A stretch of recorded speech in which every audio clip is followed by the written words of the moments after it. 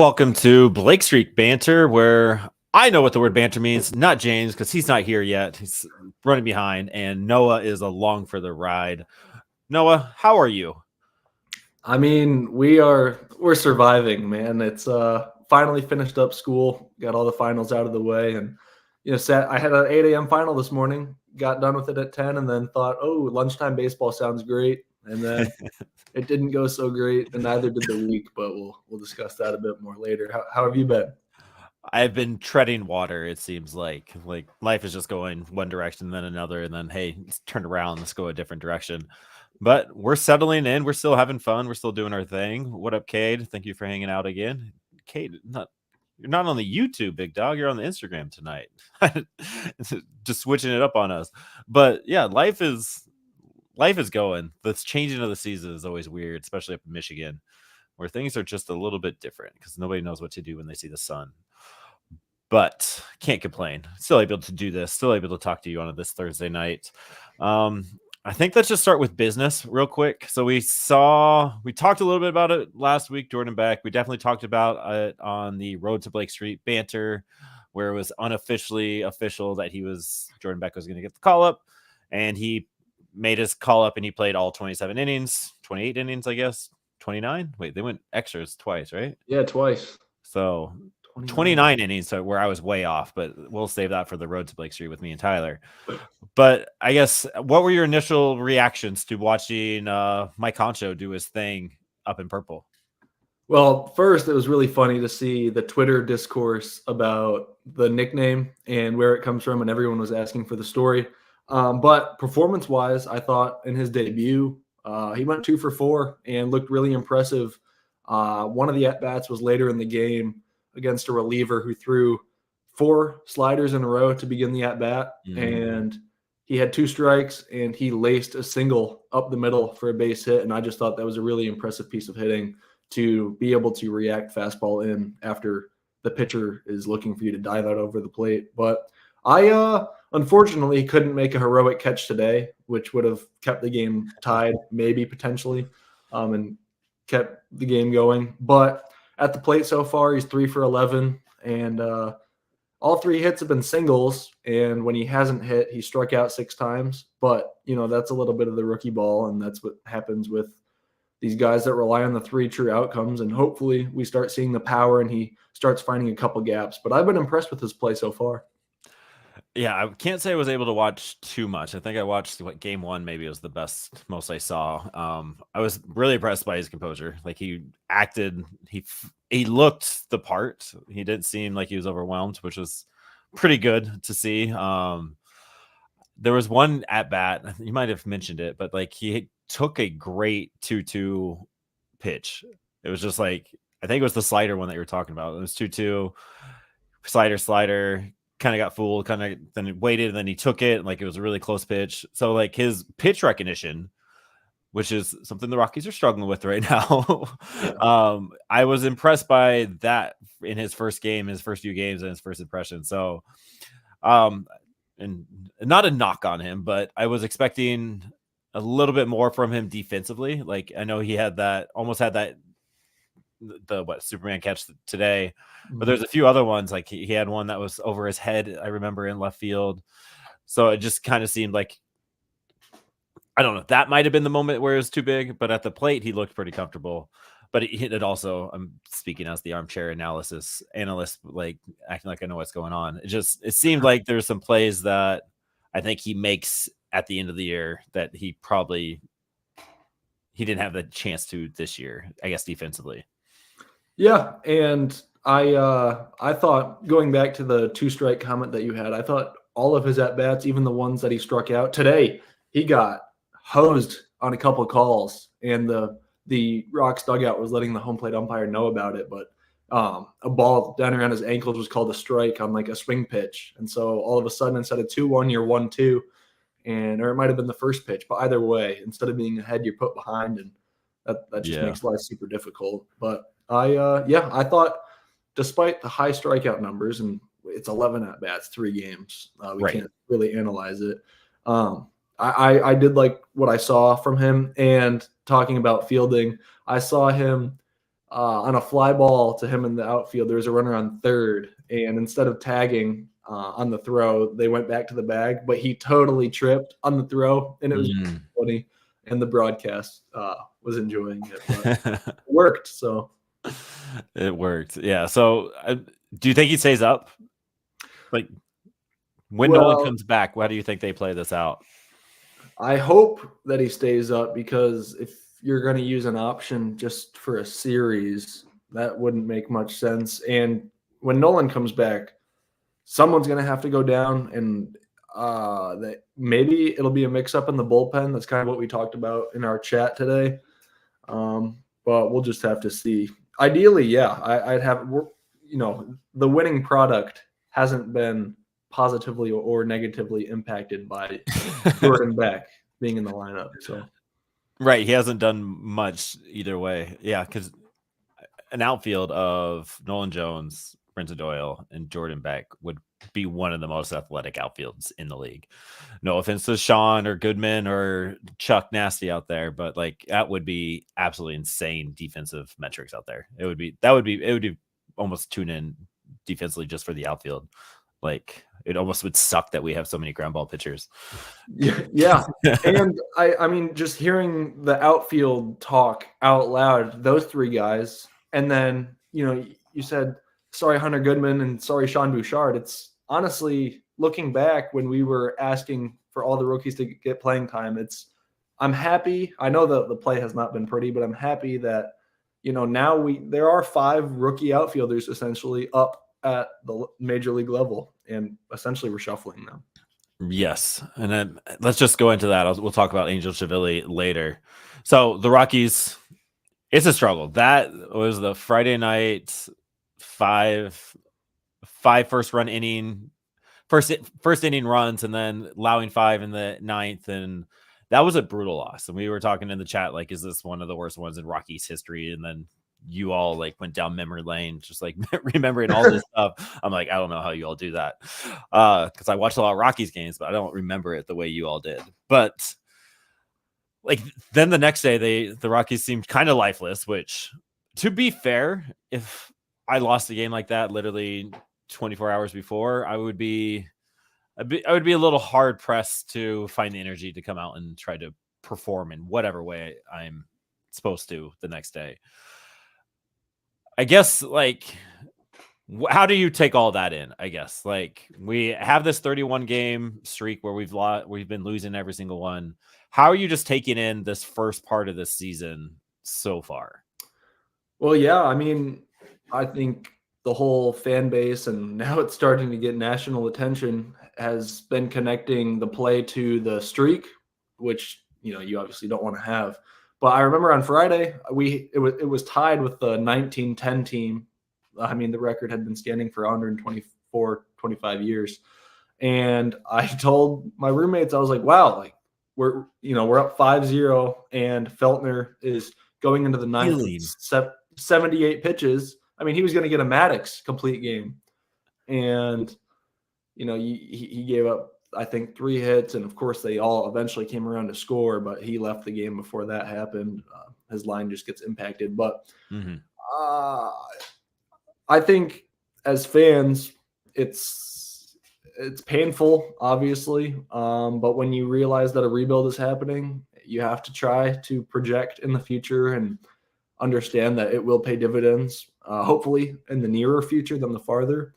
But I think, as much as the fans and us, as much as it bothers us, we know the players are being, they're under that scrutiny way, way more to the level that we wouldn't even understand. And I think it came out today that they held a closed locker room team meeting. I don't know what comes of that, but it's a sign that there's someone got up and showed some leadership in there, and maybe you wake up tomorrow and they put together a better performance in Pittsburgh. But baseball, you got to have a short memory, because you're playing every single day and every at bat counts. Right. I like how you put that. I think it's me coming to terms that it is officially a rebuild, no matter what the higher ups say. Like, it really is a rebuild. I don't think it is No way you call up Jordan Beck the way they called up Jordan Beck to let him play where it's not a rebuild, right? So I think they're kind of leaning into that and they're kind of figuring out. I think they're actually doing the thing where they're trying to figure out what they have, right? Like, what do we have in Tolia Monty and Goodman at first? Like, who's in this future play and that kind of stuff. I guess the biggest thing for me is the coaching part of it. I think, like, how many strikeouts was there today? Like, it was 14 strikeouts of 27. Like, they had probably 40 plus in the 29 innings they played this weekend. And so it's like the same bad things keep happening where it doesn't seem like the strikeout rates are going down or the walk rates are going up. Like, it doesn't seem like there's progress in some of those things where you would like to see progress. We see it on individual basis. Like, we see a little bit with Brenton Doyle. He figures some things out, but he's kind of on it going down back to like where his average should be. But as a whole, it just seems like there's just like this real big missing gap that if there is a rebuild happening, like, those are the things that you're working on. And maybe they are, and there's just not being executed very well. But like, whatever the game plan right now is, it's frustrating to watch as a fan. Yeah, and it all boils down to the strikeouts and the walks. I mean, in the Houston series, which of course was in Mexico, in 2 games, they struck out 25 times, and with runners in scoring position, they went 3 for 14. That's just a contribution to the lack of being able to get a big hit. And as you just mentioned, in Miami, they had 37 strikeouts in 3 games and were 5 for 23 with runners in scoring position for the series. Those are 2 figures that obviously the strikeouts especially won't win games, and every team's going to go through runners in scoring position droughts, but you just like to flush that and move on to the next and have those guys step up. But it's becoming a fundamental issue with the team. And on the pitching side of things, John Anderson on Twitter posted today the team strikeout minus the walk percentage for every single team. Seattle leads it with 19.6%. Second to last is Chicago White Sox with 10.3%. And dead last are the Rockies with 5.8%. So the team second worst at striking a lot of guys out and walking not a lot of guys is double the rate that the Rockies are able to on the mound right now. And that it's just a big fundamental issue. That's staggering to me because every other team is between this 19% and 10% range. And yeah, it's a 10% difference. But for the Rockies to be like at half of the figure the 29th team is, that's concerning. Yeah, that's, I think, yeah, that kind of sums up what I was saying in nice number form, right? Like, it's like, and you could tell what the Rockies are doing when they're building the rotation this year. Like, we're going to get some ground ball arms and we're not going to worry about strikeouts because that's not going to be part of the game. But it kind of needs to be part of the game, right? Like, at a certain point, you need to have a strikeout guy. Like, maybe you can look this up real quick. Like, Feltner, how many strikeouts did Feltner have on his almost Maddox the other night? Like, I think he's like the only true one. Like, takes me back to Herman Marquez. Like, all right, we're going to see 9, 10, 11 strikeouts today, and it's going to be fantastic. Where we haven't, like, I think Feltner might be the closest thing that we have that where it's just going to possibly be shut down because of it. You don't have to worry about anything else. Yeah, I mean, this team, I'm wearing Herman's jersey. Obviously, you can't tell from the front, but yeah, I love Herman Marquez, and we're dearly missing his leadership. I know before he got hurt, he wasn't particularly sharp and the numbers weren't great. I have to think his arm played a factor, and it kind of reflared multiple times. So, I mean, more to that point. But you were talking about Feltner, and he can miss bats, and I think in the staff, he's got to be the best of our starters at doing that. Yet in Miami, he just had 3 in the 8 innings that he pitched. It was only 3. Okay. And part of that is just that's why his pitch count was so low, and he was able to go into the 9th at 79 pitches. But it just leaves gaps for balls that are not hit that hard to sneak through, and that's what ends up forming a rally. And gosh, we're not even going to talk about the first inning runs, but the way that the Rockies have struggled to limit damage to 1 run in an inning instead of 3 or 4 has just been the most frustrating thing, because the 2-out runs are the ones that are just daggers. I mean, today in the 10th inning, you don't score as a team in the top of the 10th, and then in the bottom of the 10th, you're asking Justin Lawrence and then Beeks to somehow, with a runner on second, not let the home team walk you off. And Lawrence got a great strikeout, and then he was replaced by Beeks. Beeks got the second out, and the runner's still standing at second base. And then with 2 strikes in the count, De La Cruz, I think it was De La Cruz or Sanchez, lined the ball down the left field line on a high fastball that just missed location. But it's just a backbreaker, because, you entering the bottom of the 10th, I really was like, all right, well, they are just going to bunt him over, and then a productive out ends the game. They get your hopes back up, and I know it has to happen for the players too, and then it just rips it out. I don't know. Like, yeah, here we go. Let's do this again. Yeah, not being able to score with like Ghost Runner is insane. And then then you go into the whole offensive part of it. It's just, and then it seems like Buddy's relying on Mears, Beeks, and Justin Lawrence quite often. I think we saw Greg Bird once or twice this weekend, but like, who else are we relying on? And I don't. A shakeup, I think, needs to be made. I'm not calling for anybody's job, but like, the lifeless that was Saturday was pretty, like, I don't know, kind of spoke volumes without anything being said. Yeah. I mean, we talked about, and this is more to the point of who Buddy's using and when, in our chat today. But when Lambert went out to the mound today, he gave up a couple first inning runs, and when he's starting, he's given up 7 earned in, at the time it was less than 4 innings. I don't know how deep he went, but it wasn't that far into the game today. But in the pen, he's only given up 3 runs in 14.1 innings. And I know he's the long relief guy, so naturally you would think of him as the bullpen day starter. It's just the first innings is like, I figure we're going to see a historic stat pretty soon about the first inning runs allowed by the Rockies.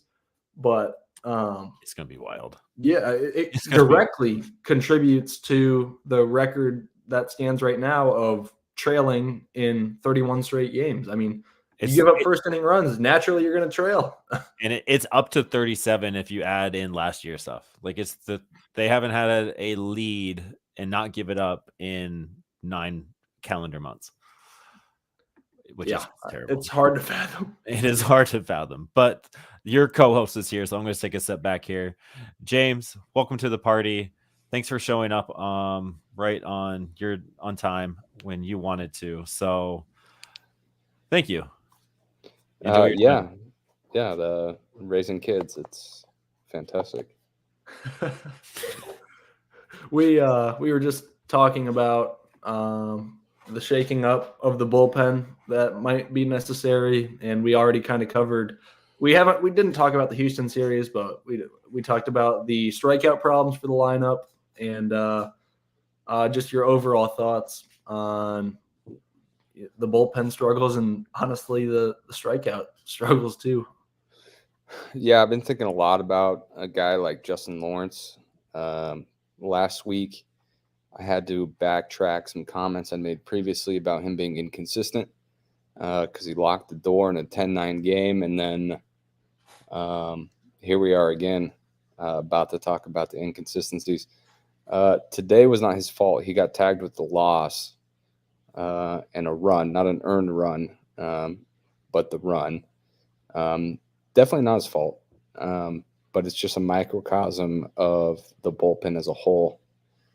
I can't really describe to you the gut wrench and heartache I felt after the bookend game, the famous bookend game, which is the 5 runs in the first, 0 runs the entire game, and then 6 in the bottom of the ninth. So I don't know. It's tough. I think we came into the year knowing it was going to be tough, and we decided that we were going to be objectively positive about whatever we could be.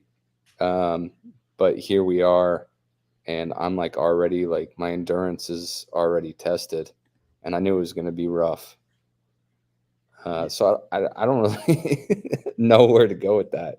I mean, I was looking at the box score today, and I'm like, okay, so what kind of positives am I going to pick out? And honestly, almost everybody has regressed except for our backup catcher. Stallings has performed well. I mean, there's two exciting stories going on right now, and that's the call up of Jordan Beck, and our backup catcher is playing fantastic. Other than that, there is really not a whole lot of positives that I can pull out. You just played what's objectively going to be a bottom 3 team in the league and got swept. And 2 of those games were games that you should have won, to be honest. It's just hard. and like that's me being a fan coming in and saying, okay, I'm going to be positive about this. And then I walk away. I'm like, that's kind of rough. Yeah. I mean, it's a team on pace to lose 125 games, which of course would be the all-time mark. And I sit there and I explain to my grandparents and my dad, who grew up like, huge fans. They got to witness the October run. And my dad said, well, if you're at rock bottom, the only way you can go is up, right? And sure, yeah, that's the approach that we'll take to it. But yeah, it's been a rough go. And Aaron and I also talked a bit about the team meeting, closed locker room. I don't know. I don't know inside what could be happening in there, but are there specific guys that you would think got up and spoke in front of the team, and more just players? I know the coaches are going to have their say, but me personally, I'd want to say Charlie. Well, that's the first guy. Absolutely. It's the first guy that comes to mind, right? Mm-hmm. But let's backtrack just a tiny bit here, is that the Rockies historically, the seasons that they've done well, they've done extremely, extremely hot in the months of April and May. And here we are on May 2nd, sorry. And they're off to the worst record in their history. Like, that doesn't bode well historically about what the rest of the season is going to be like, because, again, historically, the seasons they've done well, they've had winning records in the month of April and May and even through June. And this, like, I'm actually terrified. Like, 100 games is not only in the realm of possibility. It's like do anything to avoid that. But you said 125 games. I mean, that is really, really bad. Just really bad from a team perspective. So I don't even know what to say about that. But anytime you're having a team players only meeting, that's really bad. Like, that's not a good sign. Winning teams, championship teams don't go, oh yeah, right before we go in the playoffs, let's have a players only meeting. Like, that doesn't happen. It doesn't. So to your point, who got up and spoke? Obviously Charlie is the veteran presence there. Anybody else? I imagine Diaz probably had some things to say. Major League Baseball is kind of funny because there really is a gap inside the locker rooms throughout the different interviews Aaron and I have had, is that the Latino players and the American players, it's not like everybody's in the locker room just like having a kumbaya and getting along and meshing. Even on winning teams, that doesn't happen. So in a players only meeting, I don't really know what that dynamic is like, but you have to imagine, Charlie stood up. He spoke for the players. Diaz hopefully spoke up to the Latino players. It's just kind of my mindset. I really don't know, but they got together and they're like, this is bad and we need to figure it out. And they probably said some really hard things to each other, which I hope they did, but is that going to actually pay any kind of dividend? Yeah. I don't think so. I mean, when the season just started, boys. Yeah. Yeah, and I mean, it just started. Like, this isn't going to flip on a dime by any means, and you expect some players that aren't performing are going to start to figure some things out. Rodgers is playing better than he has been, which is great, but is that going to actually translate to wins? I don't know. They've lost multiple. Sorry, one last point. You're good. They've lost multiple one-run games, and they clearly just don't have the winning attitude or the competitiveness that it takes to win those games. I mean, you drop an 0-5 game, you give up 6 runs in the bottom ninth. Like, yikes. Yeah. It's been rough, and as you were talking, I was doing some quick math, and to avoid a 100 loss season and finish with 63 wins, 99 losses, they would have to go 56 and 75 the rest of the way, or win 42% of their games, and so far they've won 22%. So we'll leave that one out there for everyone else to decide. But I think that they're trying to switch things up by calling up Jordan Beck, and Aaron and I talked about that, and came out today that they're going to call up Angel Chivilli, who is a 6'2" righty. He's only 21 years old, and they're calling him up from AA Hartford. This is a really, really early call up for a guy to go to the big leagues. He's only pitched 11.2 career innings in AA, and he's never thrown a single pitch in AAA. But this year he's pitched 7.2 of those 11.2 career AA innings, and he's amassed a 2.35 ERA with 8 strikeouts in those innings and 4 walks. So the biggest thing for him, and I like calling it, this is another thing with throwing a dart at a dartboard and seeing if something sticks. They're going to try to get someone else new in the bullpen. At 21 years old, I think the biggest thing that he can do is just develop his control. You'd like to see a higher K to walk ratio than 2-1. But, yeah, I don't know. Do you have any thoughts on the decision to bring up Angel? Having a rough season to start, having a losing season, I mean, let's not make any bones about that. We're going to have a losing season. Is that it gives you the flexibility to play around with the farm system and get some young guys in and see what they can do. Some guys, they didn't light the world on fire in the minor leagues, but they get up to the big leagues and they actually do kind of light it on fire, so to speak. So gives you some flexibility to play around with that.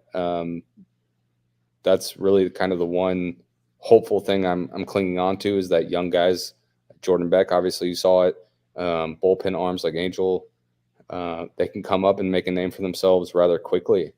And that's kind of what we can hope for. And I think that's what we should be clinging to, is that the team isn't going to perform well, but we can hang on to those nuggets of really good individual performances and young guys that we're excited about going into the future.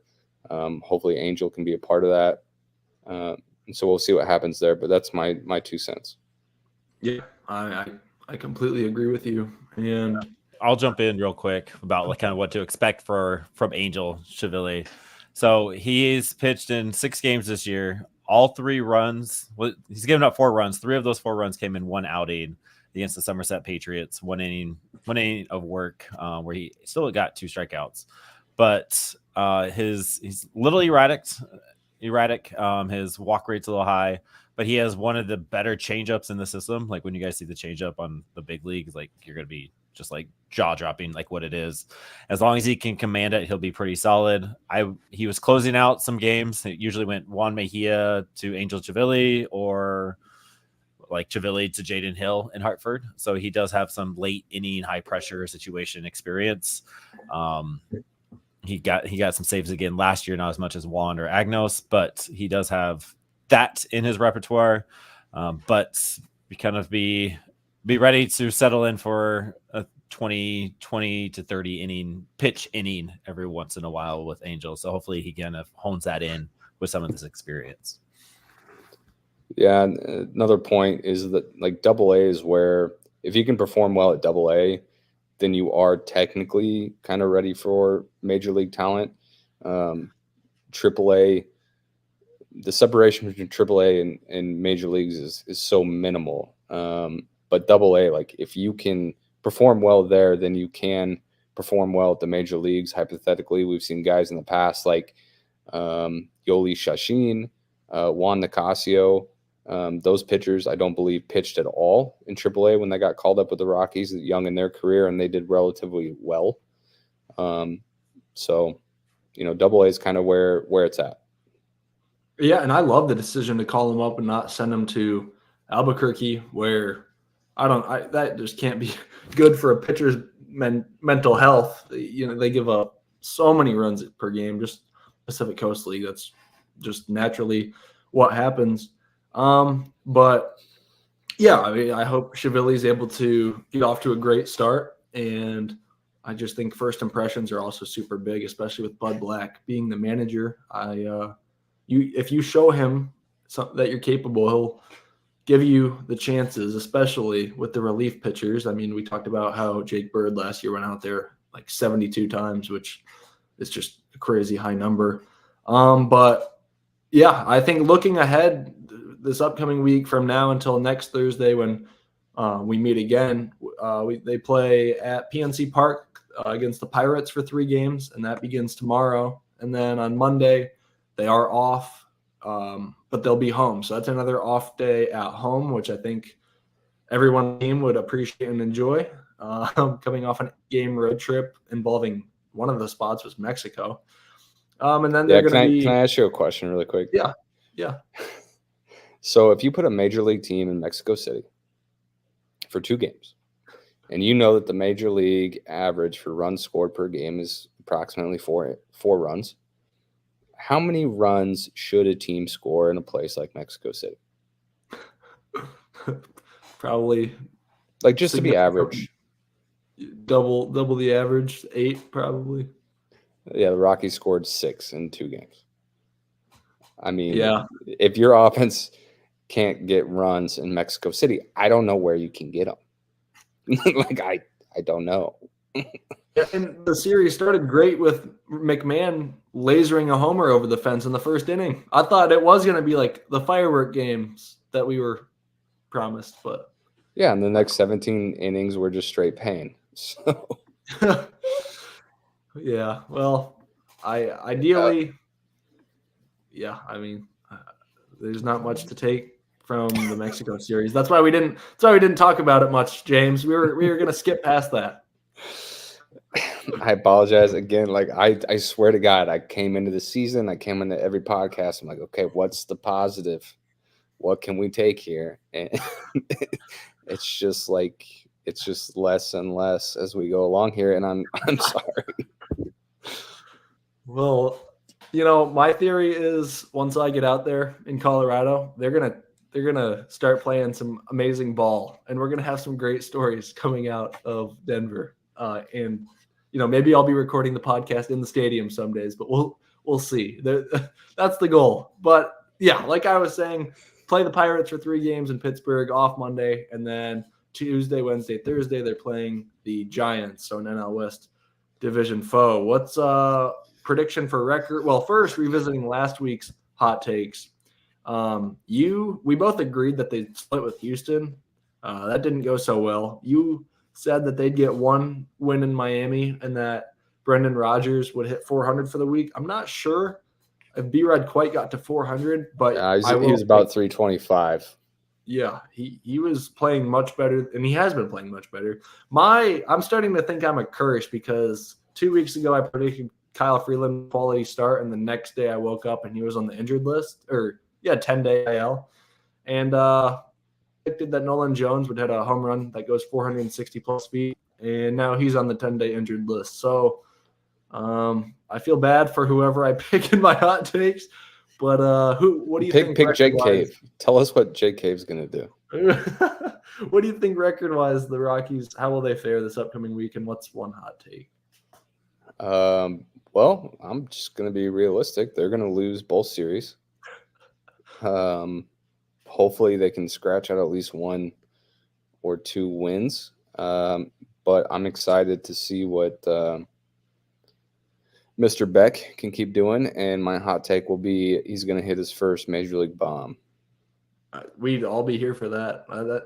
That'd be awesome. I think that we're gonna lose the series in Pittsburgh, but the Rockies are the only team in Major League Baseball that haven't won a series yet, and they've also not won back-to-back games all year, which typically corresponds with a series win. But regardless, I think against the Giants at Coors Field, they finally get some home cooking. They're going to win their first series of the year, and we'll just say that in 6 games, they go 3-3 this week. And player hot take, I predict that we'll go McMahon hits 2 home runs and 2 doubles. So 4 extra base hits in the next 6 games for Ryan McMahon, and mark that down. But I think now, Aaron, if you want to hop in and talk some advanced analytics, might as well. We got the hot takes in the rundown there, so we will hold you to it. Let's go talk about Dakota Hudson. None of us were too excited about the signing. We kind of knew what we were getting, and honestly, the Baseball Savant Statcast shows everything that we kind of predicted. James, since you're really good at this, what do you predict Dakota Hudson's hard hit percentage is at? What's Major League average? The Major League average is 42.9%. I'm going to say his is at. No, wait. I just gave you the answer. That's his average. Ding, ding, ding. I know it. What percentile do you think that is? That's probably going to be about the 70th percentile. 29th. He would be worse than league average at the 29th percentile. Yeah, you almost got it. Yeah, I was thinking the inverse. So the hard hit percent is hurting, but he's not giving up too many barrels. I mean, in the grand scheme of things, he's at the 57th percentile barrel percentage, but he's at the 29th percentile in hard hit percentage. But this is the whole reason we signed him. He's everything that we expected him to be in this setting. He is 56.2 ground ball percentage right now, which is like the 90th percentile of all the league. So you start getting a lot of ground balls, which is exactly what we kind of expected him to be, right? His biggest downfall is that he does not get in any swings and misses. So he's Aaron Cook 2.0. Yes.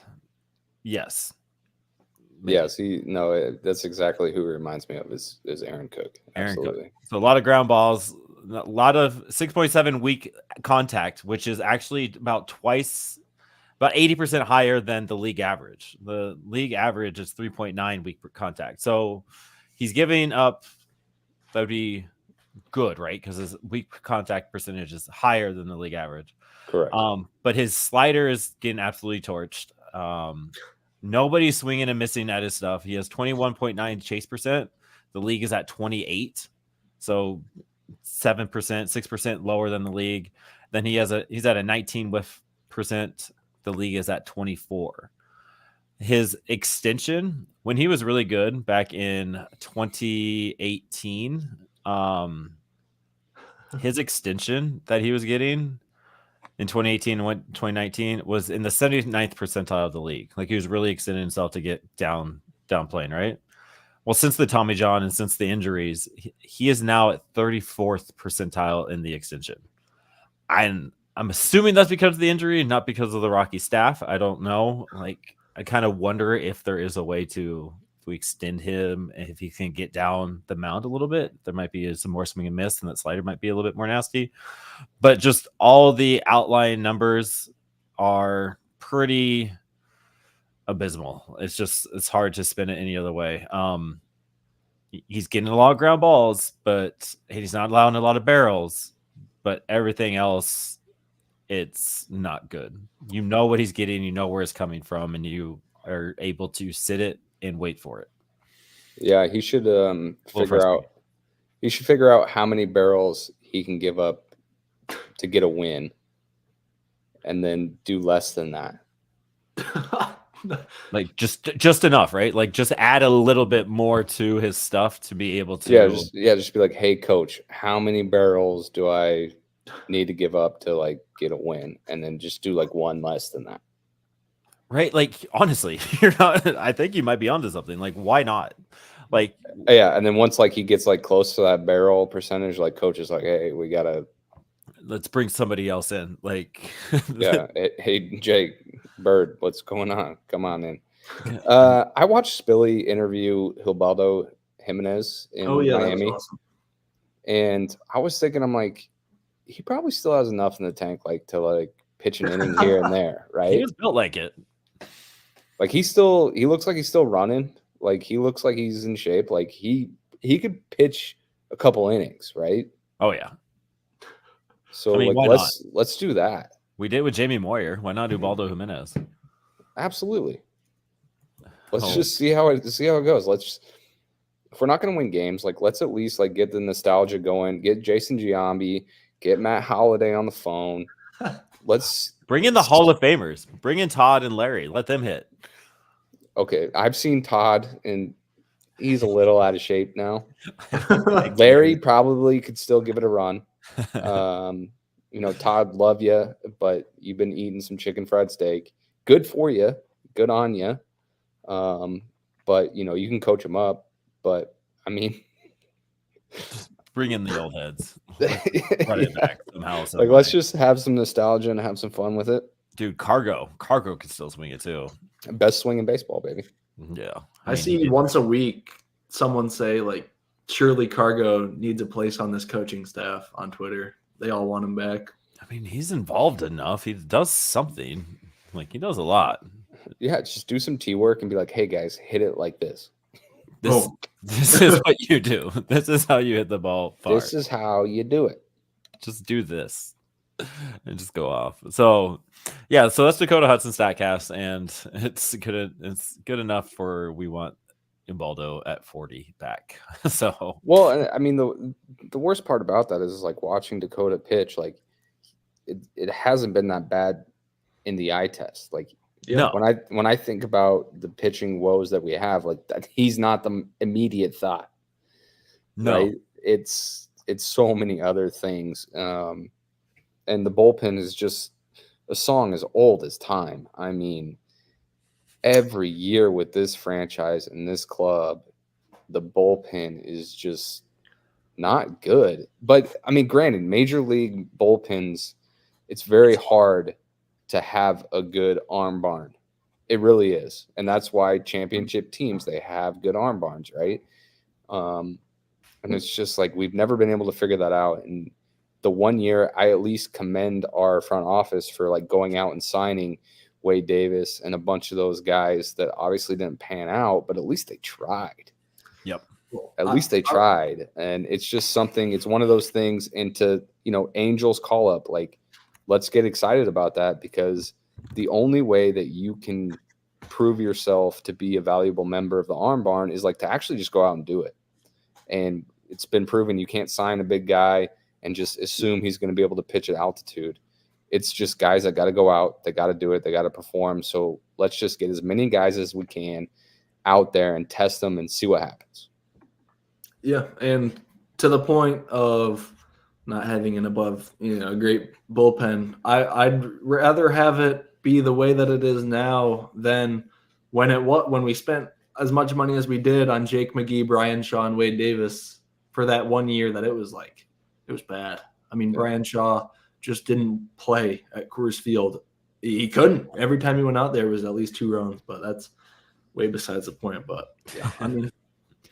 Well, and then it's funny, and then he goes off, and Wade Davis goes off, and they had another year after that, and they were both really well. Wade Davis went back to Kansas City, and he was good. Yeah, and I mean, you do kind of hear people say pitching at Colorado makes you learn how to pitch instead of just throw, which, I mean, obviously I don't have the high enough understanding, like understanding of the intricacies of pitching to know what that means. But nobody does. That's a funny thing. Yeah. Literally nobody in Major League Baseball knows. Yeah, I don't know. All right, send us out of here. Okay, go Rocks. I don't know. Let's win a series, boys. Let's do it. All right. Go Rocks! Thank you for watching and listening. Please check out our link tree for more